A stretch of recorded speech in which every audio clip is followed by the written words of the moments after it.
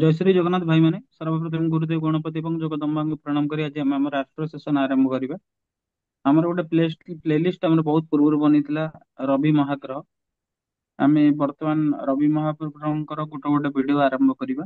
ଆମେ ସର୍ବପ୍ରଥମେ ଗୋଟେ ଡିଟେଲି ଆମେ ରବି ମହାଗ୍ରହଙ୍କୁ ରିସର୍ଚ୍ଚ କରିବା, ତାଙ୍କର ନୈସର୍ଗିକ ତାଙ୍କର ଇନହେରେଣ୍ଟ କ୍ୱାଲିଟି। ଯେମିତି ପାଣି, ପାଣିର ଇନହେରେଣ୍ଟ କ୍ୱାଲିଟି ହେଲା ସେ ଶୀତଳତା ପ୍ରଦାନ କରିବ। କିନ୍ତୁ ସ୍ଥାନ କାଳ ପାତ୍ର ବିଶେଷରେ ଯେତେବେଳେ ପାଣି ପାହାଡ ଉପରକୁ ପଳାଏ ସେ ବରଫର ମାନେ ଲୋ ପ୍ରେସର ମାନେ ଲୋ ଯୋଉ ହାଇ ଅଲ୍ଟିଚ୍ୟୁଡ ଯୋଗୁ ସେ ପାଣି ଜମାଟା ବାନ୍ଧିକି ବରଫ ହେଇଯାଏ।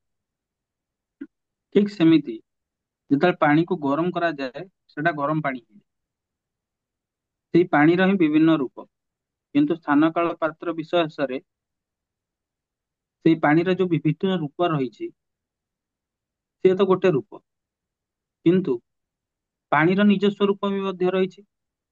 ଯେମିତି କୌଣସି ଗୋଟେ ଲୋକର ଆଇଡେଣ୍ଟିଟି, ଯଦି କୌଣସି ଲୋକ କାମ କରୁଛି କୌଣସି ଗୋଟେ ଗଭର୍ଣମେଣ୍ଟ ସେକ୍ଟର ହଉ କିମ୍ବା ପ୍ରାଇଭେଟ ସେକ୍ଟର ହଉ ବା କୌଣସି ଜାଗାରେ କାମ କରୁଛି, ସେ ଜାଗାରେ ସେ ସର୍ଭିସ ପ୍ରୋଭାଇଡ କରୁଛି, କିନ୍ତୁ ସେ ବି ସ୍ଥାନ କାଳ ପାତ୍ର ବିଷୟରେ କାହାର ପୁଅ, କାହାର ଭାଇ, କାହାର ବନ୍ଧୁ।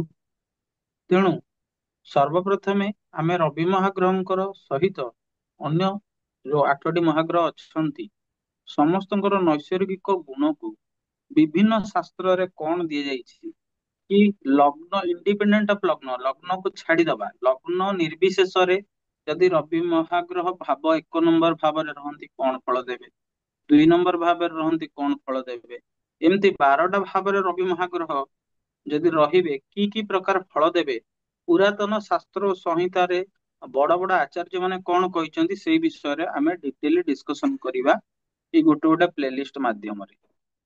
ଆଜି ସର୍ବପ୍ରଥମେ କୌଣସି ଗ୍ରହଙ୍କର କୌଣସି କାରକ ତତ୍ତ୍ୱ ଆରମ୍ଭ କରିବା ପୂର୍ବରୁ ରବି ମହାଗ୍ରହଙ୍କର ଆଜି ଆମେ ବିଭିନ୍ନ ପ୍ରକାର ନାମ ତାଙ୍କ ବିଷୟରେ ଜାଣିବା। ଆମର ଓଡିଆରେ ଗୋଟେ କଥା ଅଛି, ଯଦି ଜାଣିଥିବ ଅମର କୋଷ ଆଉ ସବୁ ପାଠ ହସରେ ପଶ, ଏମିତି ଗୋଟେ କଣ ଅଛି। ଏହାର କହିବାର ତାତ୍ପର୍ଯ୍ୟ ହେଲା ସଂସ୍କୃତରେ ବିଭିନ୍ନ ପ୍ରକାର ପର୍ଯ୍ୟାୟବାଚୀ ଶବ୍ଦ ରହିଛି, ସେଇ ଶବ୍ଦ ଗୁଡିକ ମଧ୍ୟରୁ ରବି ମହାଗ୍ରହଙ୍କର ବିଭିନ୍ନ ପ୍ରକାର ନାମ ବିଷୟରେ ଆଜି ଆମେ ଜାଣିବା ଏବଂ ଧୀରେ ଧୀରେ ରବି ମହାଗ୍ରହଙ୍କର ଦେଖିବାକୁ କିପରି, ତାଙ୍କର ଶରୀରର ବର୍ଣ୍ଣ କିପରି, ସତ୍ୱରଜ ତମରୁ ସେ କୋଉ ଗୁଣର ଅଧିକାରୀ ଅଟନ୍ତି, କଣ କଣ ତାଙ୍କର ଡିଟେଲ କ୍ୟାରେକ୍ଟରିଷ୍ଟିକ୍ସ ଆମେ ଗୋଟେ ଗୋଟେ ଛୋଟ ଛୋଟ ଭିଡିଓ ମାଧ୍ୟମରେ ପଢିବାକୁ ଆରମ୍ଭ କରିବା। ଏଇ ଜିନିଷ ଗୁଡିକର ଡେସ୍କ୍ରିପସନ ମୁଁ ଏଇଥିପାଇଁ କି ଦେଉଛି ଯେ ସେ ରବି ମହାଗ୍ରହଙ୍କର ପ୍ଲେଲିଷ୍ଟ ଭିତରେ ପଶିଲେ ଆମେ ରବି ମହାଗ୍ରହଙ୍କର ସହିତ ଜଡିତ ବିଭିନ୍ନ ପ୍ରକାର ନୈସର୍ଗିକ ବା ତାଙ୍କର ନିଜସ୍ୱ କ୍ୱାଲିଟି କଣ ଏବଂ କୁଣ୍ଡଳୀରେ ଲଗ୍ନ ନିର୍ବିଶେଷରେ ସେ ଯଦି କୌଣସି ବି ଭାବରେ ରହନ୍ତି, ପୁରାତନ ଆଚାର୍ଯ୍ୟ ମାନେ ତା ଦୂରକୁ କଣ ଇଣ୍ଟରପ୍ରିଟ କରିଛନ୍ତି ସେଟାକୁ ବି ଦେଖିବା।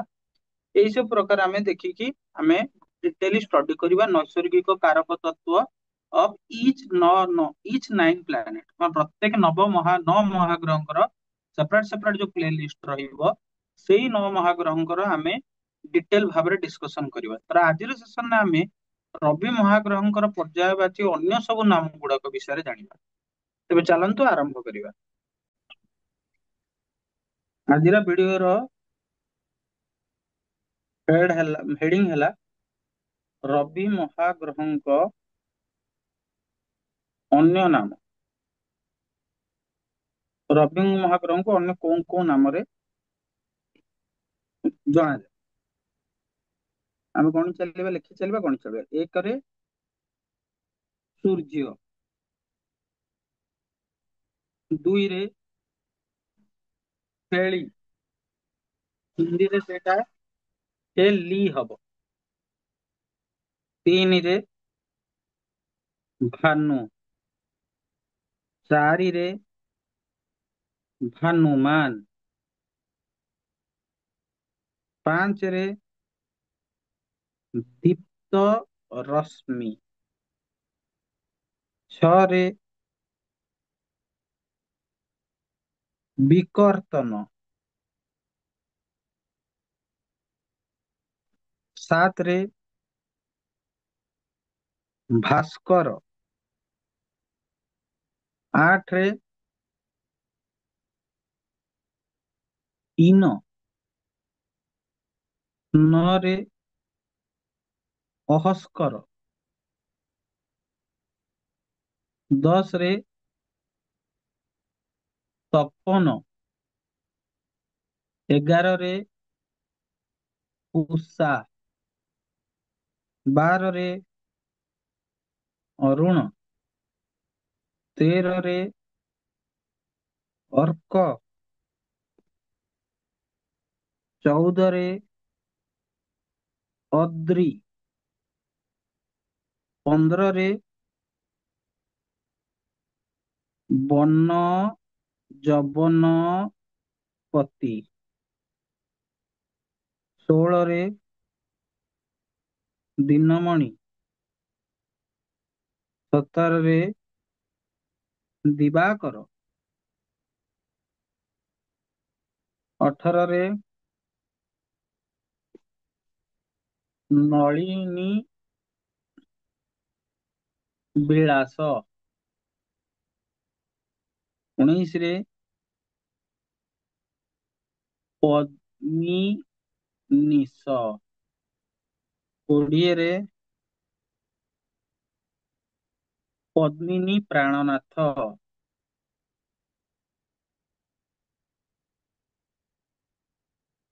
21 ରେ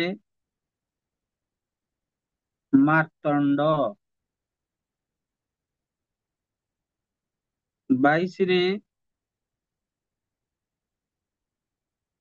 ଉଷ୍ଣ ରଶ୍ମି। 23 ରେ ଉଷ୍ଣାଂଶୁ। 24 ରେ ପ୍ରଭାକର।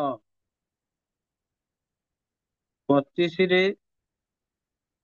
ବିଭାବସୁ। 26 ରେ ତିଷ୍ଣାଂଶୁ। ତିଷ୍ଣାଂଶୁ।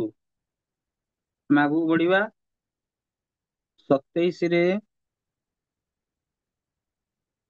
27 ରେ ତୀକ୍ଷ୍ଣ ରଶ୍ମି। 28 ରେ ନଗ। 29 ରେ ନଭେଶ୍ଵର। 30 ରେ ଚଣ୍ଡଭାନୁ। 31 ରେ ଚଣ୍ଡ ଦୀକ୍ଷିତ। 32 ରେ ଚିତ୍ରରଥ।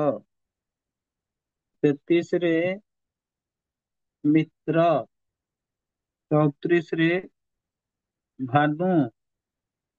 35 ରେ ଖଗ। 36 ରେ ଉଷ୍ଣ। 37 ରେ ହିରଣ୍ୟଗର୍ଭ। 38 ରେ ମରିଚ। 39 ରେ ଆଦିତ୍ୟ। 40 ରେ ସବିତା। 41 ରେ ଧ୍ୱାନ୍ତ ଧ୍ୱଂସୀ। ଠିକ ଅଛି। ଇଏ 41ଟା ହଉଛି ରବିଙ୍କର ପର୍ଯ୍ୟାୟ ବା ଚିହ୍ନ। ଏଗୁଡା ସବୁ ମୁଁ ବିଭିନ୍ନ ଶାସ୍ତ୍ରରୁ କଲେକ୍ଟ କରିକି ଆପଣ ମାନଙ୍କୁ କହୁଛି। ଏଇ ଭିଡିଓରେ ଆମେ ରବି ମହାଗ୍ରହଙ୍କର ଯେତେ ସବୁ ନାଁ ପୁରାଣ ଶାସ୍ତ୍ରରେ ରହିଛି ସେ ବିଷୟରେ ଆଲୋଚନା କଲେ। ଆଗାମୀ ଏଇ ସୂର୍ଯ୍ୟ ରବି ମହାଗ୍ରହଙ୍କର ପ୍ଲେଲିଷ୍ଟ ପାଇଁ ଆମେ ରବି ମହାଗ୍ରହଙ୍କର ଦେଖିବାକୁ କେମିତି ତାଙ୍କର କଣ କଣ ସବୁ କ୍ୟାରେକ୍ଟରିଷ୍ଟିକ୍ସ ଅଛି ସେ ବିଷୟରେ ଡିଟେଲି ଆଲୋଚନା କରିବା। ଆଜିର ସେସନ ପାଇଁ ଏତିକି। ସମସ୍ତଙ୍କୁ ଜୟ ଶ୍ରୀ ଜଗନ୍ନାଥ।